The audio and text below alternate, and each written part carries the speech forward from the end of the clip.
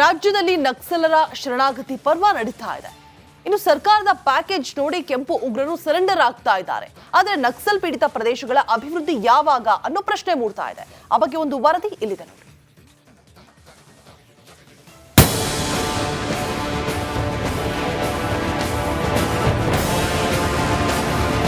ಪಶ್ಚಿಮ ಘಟ್ಟಗಳ ಸಾಲಿನಲ್ಲೇ ವಾಸ, ದಟ್ಟಾರಣ್ಯದಿಂದಲೇ ವಿರೋಧಿಗಳ ವಿರುದ್ಧ ಸಮರ. ಆಗೊಮ್ಮೆ ಈಗೊಮ್ಮೆ ಕೆಂಪು ಉಗ್ರರ ಖಾಕಿ ತುಪಾಕಿನ ಸದ್ದು ಅಡಗಿಸಲು ಎಎನ್ಎಫ್ ಗುಂಡಿನ ಮೊರೆತ. ದಶಕಗಳಿಂದ ನಿದ್ದೆ ಕೆಡಿಸಿದ್ದ ನಕ್ಸಲರು ಸರ್ಕಾರದ ಬೇಡಿಕೆಗೆ ಮಂಡಿಯೂರಿದ್ದಾರೆ. ಆದರೆ ನಕ್ಸಲ್ ಪೀಡಿತ ಪ್ರದೇಶದ ಅಭಿವೃದ್ಧಿ ಯಾವಾಗ ಅನ್ನೋದು ಇನ್ನೂ ಪ್ರಶ್ನೆಯಾಗಿಯೇ ಉಳಿದಿದೆ. ರಾಜ್ಯದಲ್ಲಿ ಕೆಂಪು ಉಗ್ರರ ಅಧ್ಯಾಯ ಮುಗಿತ. ನಕ್ಸಲ್ ಪೀಡಿತ ಪ್ರದೇಶಗಳ ಅಭಿವೃದ್ಧಿ ಯಾವಾಗ? ಹೌದು, ಕರಾವಳಿಯಲ್ಲಿ ನಕ್ಸಲ್ ರಕ್ತ ಚರಿತ್ರೆ ಬಹುತೇಕ ಅಂತ್ಯ ಕಂಡಿದೆ. ಶರಣಾದ ನಕ್ಸಲ್ 90 ಲಕ್ಷ್ಮಿಗೆ ಕೋರ್ಟ್ ನ್ಯಾಯಾಂಗ ಬಂಧನ ವಿಧಿಸಿದೆ. ಈ ನಡುವೆ ಸಿಎಂ ಸೂಚನೆಯಂತೆ ಶರಣಾದ ನಕ್ಸಲರಿಗೆ ವಿಶೇಷ ಕೋರ್ಟ್ ಮೂಲಕ ವಿಚಾರಣೆ ನಡೆಸುವಂತೆ ಶರಣಾಗತಿ ಸಮಿತಿ ಒತ್ತಾಯಿಸಿದೆ. ಜೊತೆಗೆ ನಕ್ಸಲ್ ಪೀಡಿತ ಪ್ರದೇಶ ಅಭಿವೃದ್ಧಿ ಬೇಡಿಕೆಯನ್ನು ಕೂಡ ಸರ್ಕಾರದ ಮುಂದಿಟ್ಟಿದೆ. ಯಾವ ಸಮಸ್ಯೆಗಾಗಿ ನಕ್ಸಲ್ ಚಳವಳಿ ಹುಟ್ಟಿತ್ತು ಆ ಸಮಸ್ಯೆಗಳು ಬೇಗ ಈಡೇರಿದ್ರೆ ಮತ್ತೆ ಈ ಥರದ ಶಸ್ತ್ರಾಸ್ತ್ರ ಹೋರಾಟಗಳು ಇಲ್ಲಿ ಹುಟ್ಟಲ್ಲ ಅಂತಕ್ಕಂಥ ಇದನ್ನು ಸರ್ಕಾರಕ್ಕೆ ಮನದಟ್ಟು ಮಾಡಿದ್ದೇವೆ. ಶರಣಾಗತಿ ವೇಳೆ ಲಕ್ಷ್ಮೀ 90 ತಾವು ನಕ್ಸಲ್ ಹಾದಿ ಹಿಡಿಯೋಕೆ ಕಾರಣ ಗ್ರಾಮದ ಸಮಸ್ಯೆ, ಹೀಗಾಗಿ ಅದನ್ನ ಬಗೆಹರಿಸಬೇಕು ಅಂತ ಹೇಳಿದಳು. ಗ್ರಾಮಗಳಿಗೆ ರಸ್ತೆ, ಸೇತುವೆಗಳ ನಿರ್ಮಾಣ, ಮೂಲಭೂತ ಸೌಕರ್ಯಗಳನ್ನ ಕೊಡಬೇಕು ಅನ್ನೋ ಬೇಡಿಕೆ ಇಟ್ಟಿದ್ದಳು. ಇದೀಗ ನಕ್ಸಲ್ ಪೀಡಿತ ಗ್ರಾಮದ ಜನ ಕೂಡ ಗ್ರಾಮಗಳ ಅಭಿವೃದ್ಧಿಗೆ ಬೇಡಿಕೆ ಇಟ್ಟಿದ್ದಾರೆ. ಚೆನ್ನಾಗಿ ಬಡ ಸ್ಥಿತಿಯಲ್ಲಿದ್ದೀವಿ, ಅದಕ್ಕಾಗಿ ಶಾಲೆ ಇಲ್ಲ, ರೋಡ್ ಇಲ್ಲ, ನೀರು ವ್ಯವಸ್ಥೆ ಇಲ್ಲ, ಆಸ್ಪತ್ರೆ ವ್ಯವಸ್ಥೆ ಇಲ್ಲ, ಏನೂ ಇಲ್ಲ. ಅದನ್ನು ನೆರವೇರಿಸ್ಬೇಕಂತೇಳಿ. ಇನ್ನೊಂದು ಕಡೆಯಿಂದ ನಕ್ಸಲ್ ಪೀಡಿತ ಗ್ರಾಮಗಳು ಅನ್ನೋ ಹಣೆಪಟ್ಟಿಯನ್ನ ಹೊಂದಿರುವ ಗ್ರಾಮಗಳ ಅಭಿವೃದ್ಧಿ ಕೂಡ ಸರ್ಕಾರಕ್ಕೆ ಸವಾಲಾಗಿದೆ. ಜಿಲ್ಲಾಧಿಕಾರಿ ಈಗಾಗಲೇ ನಕ್ಸಲ್ ಪೀಡಿತ ಗ್ರಾಮ ಅಭಿವೃದ್ಧಿ ಬಗ್ಗೆ ಪ್ರಸ್ತಾವನೆಯನ್ನ ಸರ್ಕಾರದ ಮುಂದಿಟ್ಟಿರುವ ಭರವಸೆ ಕೊಟ್ಟಿದ್ದಾರೆ. ನಮ್ಮ ರಾಜ್ಯದ ನಿವಾಸಿಗಳಾಗಿದ್ದುಕೊಂಡು ಈ ಚಟುವಟಿಕೆಯಲ್ಲಿ ತೊಡಕೊಂಡಿರುವವರು, ಅದರಲ್ಲಿ ಬಿ ಕ್ಯಾಟಗರಿಯಲ್ಲಿ 5 ಲಕ್ಷ ಅಲ್ಲ 5 ಲಕ್ಷ, ಅದರಲ್ಲಿ 5 ಲಕ್ಷ ಬರುತ್ತೆ ಅವರಿಗೆ. ಅದು ಬೇರೆ ರಾಜ್ಯದವರು ಇಲ್ಲಿ ನಕ್ಸಲ್ ಚಟುವಟಿಕೆಯಲ್ಲಿ ತೊಡಕೊಂಡಿರೋರು. ಲಕ್ಷ ರೂಪಾಯಿಗಳ ಪ್ಯಾಕೇಜ್ ಘೋಷಣೆ ಮಾಡಿ ಸರ್ಕಾರ ನಕ್ಸಲ್ ಮುಕ್ತ ಕರ್ನಾಟಕ ಘೋಷಣೆ ಮಾಡಲು ಮುಂದಾಗಿದೆ. ಆದರೆ ನಕ್ಸಲ್ ಪೀಡಿತ ಪ್ರದೇಶಗಳ ಸಮಸ್ಯೆ ಕಡೆಗೆ ಗಮನ ಹರಿಸುತ್ತಾ ಕಾದು ನೋಡಬೇಕು. ಹರೀಶ್ ಪಾಲಿಚಾರ್, ರಿಪಬ್ಲಿಕ್ ಕನ್ನಡ, ಉಡುಪಿ. ರಾಜ್ಯದಲ್ಲಿ ನಕ್ಸಲರ ಶರಣಾಗತಿ ಪರ್ವ ನಡೀತಾ ಇದೆ. ಇನ್ನು ಸರ್ಕಾರದ ಪ್ಯಾಕೇಜ್ ನೋಡಿ ಕೆಂಪು ಉಗ್ರರು ಸರೆಂಡರ್ ಆಗ್ತಾ ಇದ್ದಾರೆ. ಆದರೆ ನಕ್ಸಲ್ ಪೀಡಿತ ಪ್ರದೇಶಗಳ ಅಭಿವೃದ್ಧಿ ಯಾವಾಗ ಅನ್ನೋ ಪ್ರಶ್ನೆ ಮೂಡ್ತಾ ಇದೆ. ಆ ಬಗ್ಗೆ ಒಂದು ವರದಿ ಇಲ್ಲಿದೆ ನೋಡಿ.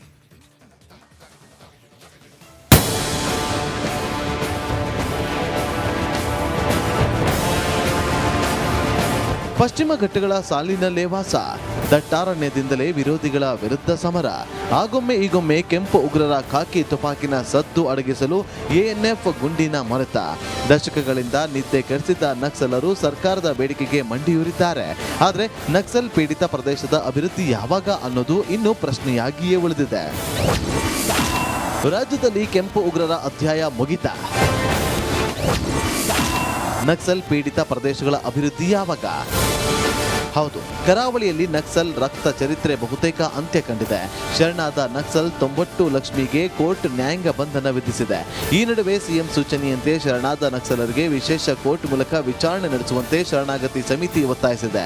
ಜೊತೆಗೆ ನಕ್ಸಲ್ ಪೀಡಿತ ಪ್ರದೇಶ ಅಭಿವೃದ್ಧಿ ಬೇಡಿಕೆಯನ್ನು ಕೂಡ ಸರ್ಕಾರದ ಮುಂದಿಟ್ಟಿದೆ. ಯಾವ ಸಮಸ್ಯೆಗಾಗಿ ನಕ್ಸಲ್ ಚಳವಳಿ ಹುಟ್ಟಿತ್ತು ಆ ಸಮಸ್ಯೆಗಳು ಬೇಗ ಈಡೇರಿದ್ರೆ ಮತ್ತೆ ಈ ಥರದ ಶಸ್ತ್ರಾಸ್ತ್ರ ಹೋರಾಟಗಳು ಇಲ್ಲಿ ಹುಟ್ಟಲ್ಲ ಅಂತಕ್ಕಂಥ ಇದನ್ನು ಸರ್ಕಾರಕ್ಕೆ ಮನದಟ್ಟು ಮಾಡಿದ್ದೇವೆ. ಶರಣಾಗತಿ ವೇಳೆ ಲಕ್ಷ್ಮೀ 90 ತಾವು ನಕ್ಸಲ್ ಹಾದಿ ಹಿಡಿಯೋಕೆ ಕಾರಣ ಗ್ರಾಮದ ಸಮಸ್ಯೆ, ಹೀಗಾಗಿ ಅದನ್ನ ಬಗೆಹರಿಸಬೇಕು ಅಂತ ಹೇಳಿದಳು. ಗ್ರಾಮಗಳಿಗೆ ರಸ್ತೆ, ಸೇತುವೆಗಳ ನಿರ್ಮಾಣ, ಮೂಲಭೂತ ಸೌಕರ್ಯಗಳನ್ನ ಕೊಡಬೇಕು ಅನ್ನೋ ಬೇಡಿಕೆ ಇಟ್ಟಿದ್ದಳು. ಇದೀಗ ನಕ್ಸಲ್ ಪೀಡಿತ ಗ್ರಾಮದ ಜನ ಕೂಡ ಗ್ರಾಮಗಳ ಅಭಿವೃದ್ಧಿಗೆ ಬೇಡಿಕೆ ಇಟ್ಟಿದ್ದಾರೆ.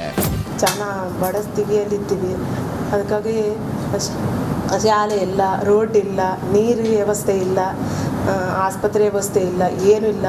ಅದನ್ನು ನೆರವೇರಿಸ್ಬೇಕಂತೇಳಿ. ಇನ್ನೊಂದು ಕಡೆಯಿಂದ ನಕ್ಸಲ್ ಪೀಡಿತ ಗ್ರಾಮಗಳು ಅನ್ನೋ ಹಣೆಪಟ್ಟಿಯನ್ನ ಹೊಂದಿರುವ ಗ್ರಾಮಗಳ ಅಭಿವೃದ್ಧಿ ಕೂಡ ಸರ್ಕಾರಕ್ಕೆ ಸವಾಲಾಗಿದೆ. ಜಿಲ್ಲಾಧಿಕಾರಿ ಈಗಾಗಲೇ ನಕ್ಸಲ್ ಪೀಡಿತ ಗ್ರಾಮ ಅಭಿವೃದ್ಧಿ ಬಗ್ಗೆ ಪ್ರಸ್ತಾವನೆಯನ್ನ ಸರ್ಕಾರದ ಮುಂದಿಟ್ಟಿರುವ ಭರವಸೆ ಕೊಟ್ಟಿದ್ದಾರೆ. ನಮ್ಮ ರಾಜ್ಯದ ನಿವಾಸಿಗಳಾಗಿದ್ದುಕೊಂಡು ಈ ಚಟುವಟಿಕೆಯಲ್ಲಿ ತೊಡಕೊಂಡಿರುವವರು, ಅದರಲ್ಲಿ ಬಿ ಕ್ಯಾಟಗರಿಯಲ್ಲಿ 5 ಲಕ್ಷ ಅಲ್ಲ 5 ಲಕ್ಷ. ಅದರಲ್ಲಿ 5 ಲಕ್ಷ ಬರುತ್ತೆ ಅವರಿಗೆ. ಅದು ಬೇರೆ ರಾಜ್ಯದವರು ಇಲ್ಲಿ ನಕ್ಸಲ್ ಚಟುವಟಿಕೆಯಲ್ಲಿ ತೊಡಕೊಂಡಿರೋರು. ಲಕ್ಷ ರೂಪಾಯಿಗಳ ಪ್ಯಾಕೇಜ್ ಘೋಷಣೆ ಮಾಡಿ ಸರ್ಕಾರ ನಕ್ಸಲ್ ಮುಕ್ತ ಕರ್ನಾಟಕ ಘೋಷಣೆ ಮಾಡಲು ಮುಂದಾಗಿದೆ. ಆದರೆ ನಕ್ಸಲ್ ಪೀಡಿತ ಪ್ರದೇಶಗಳ ಸಮಸ್ಯೆ ಕಡೆಗೆ ಗಮನ ಹರಿಸುತ್ತಾ ಕಾದು ನೋಡಬೇಕು. ಹರೀಶ್ ಪಾಲುಚಾರ್, ರಿಪಬ್ಲಿಕ್ ಕನ್ನಡ, ಉಡುಪಿ. ರಾಜ್ಯದಲ್ಲಿ ನಕ್ಸಲರ ಶರಣಾಗತಿ ಪರ್ವ ನಡೀತಾ ಇದೆ. ಇನ್ನು ಸರ್ಕಾರದ ಪ್ಯಾಕೇಜ್ ನೋಡಿ ಕೆಂಪು ಉಗ್ರರು ಸರೆಂಡರ್ ಆಗ್ತಾ ಇದ್ದಾರೆ. ಆದರೆ ನಕ್ಸಲ್ ಪೀಡಿತ ಪ್ರದೇಶಗಳ ಅಭಿವೃದ್ಧಿ ಯಾವಾಗ ಅನ್ನೋ ಪ್ರಶ್ನೆ ಮೂಡ್ತಾ ಇದೆ. ಆ ಬಗ್ಗೆ ಒಂದು ವರದಿ ಇಲ್ಲಿದೆ ನೋಡಿ.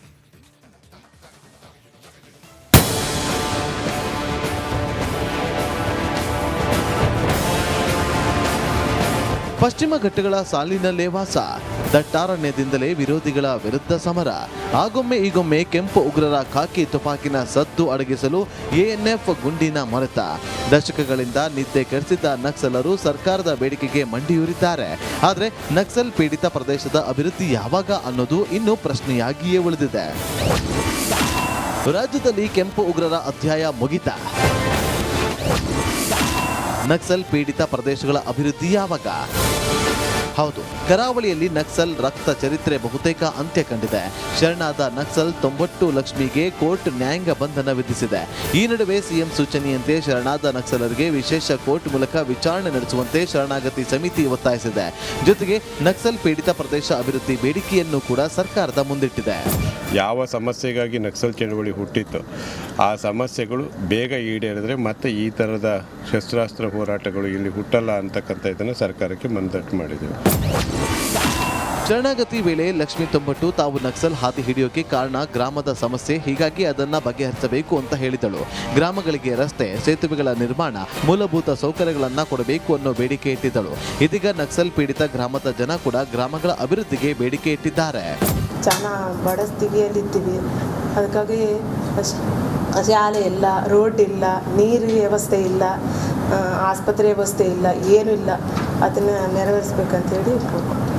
ಇನ್ನೊಂದು ಕಡೆಯಿಂದ ನಕ್ಸಲ್ ಪೀಡಿತ ಗ್ರಾಮಗಳು ಅನ್ನೋ ಹಣೆಪಟ್ಟಿಯನ್ನ ಹೊಂದಿರುವ ಗ್ರಾಮಗಳ ಅಭಿವೃದ್ಧಿ ಕೂಡ ಸರ್ಕಾರಕ್ಕೆ ಸವಾಲಾಗಿದೆ. ಜಿಲ್ಲಾಧಿಕಾರಿ ಈಗಾಗಲೇ ನಕ್ಸಲ್ ಪೀಡಿತ ಗ್ರಾಮ ಅಭಿವೃದ್ಧಿ ಬಗ್ಗೆ ಪ್ರಸ್ತಾವನೆಯನ್ನ ಸರ್ಕಾರದ ಮುಂದಿಟ್ಟಿರುವ ಭರವಸೆ ಕೊಟ್ಟಿದ್ದಾರೆ. ನಮ್ಮ ರಾಜ್ಯದ ನಿವಾಸಿಗಳಾಗಿದ್ದುಕೊಂಡು ಈ ಚಟುವಟಿಕೆಯಲ್ಲಿ ತೊಡಕೊಂಡಿರುವವರು, ಅದರಲ್ಲಿ ಬಿ ಕ್ಯಾಟಗರಿಯಲ್ಲಿ 5 ಲಕ್ಷ ಅಲ್ಲ 5 ಲಕ್ಷ. ಅದರಲ್ಲಿ 5 ಲಕ್ಷ ಬರುತ್ತೆ ಅವರಿಗೆ. ಅದು ಬೇರೆ ರಾಜ್ಯದವರು ಇಲ್ಲಿ ನಕ್ಸಲ್ ಚಟುವಟಿಕೆಯಲ್ಲಿ ತೊಡಕೊಂಡಿರೋರು. ಲಕ್ಷ ರೂಪಾಯಿಗಳ ಪ್ಯಾಕೇಜ್ ಘೋಷಣೆ ಮಾಡಿ ಸರ್ಕಾರ ನಕ್ಸಲ್ ಮುಕ್ತ ಕರ್ನಾಟಕ ಘೋಷಣೆ ಮಾಡಲು ಮುಂದಾಗಿದೆ. ಆದರೆ ನಕ್ಸಲ್ ಪೀಡಿತ ಪ್ರದೇಶಗಳ ಸಮಸ್ಯೆ ಕಡೆಗೆ ಗಮನ ಹರಿಸುತ್ತಾ ಕಾದು ನೋಡಬೇಕು. ಹರೀಶ್ ಪಾಲುಚಾರ್, ರಿಪಬ್ಲಿಕ್ ಕನ್ನಡ, ಉಡುಪಿ.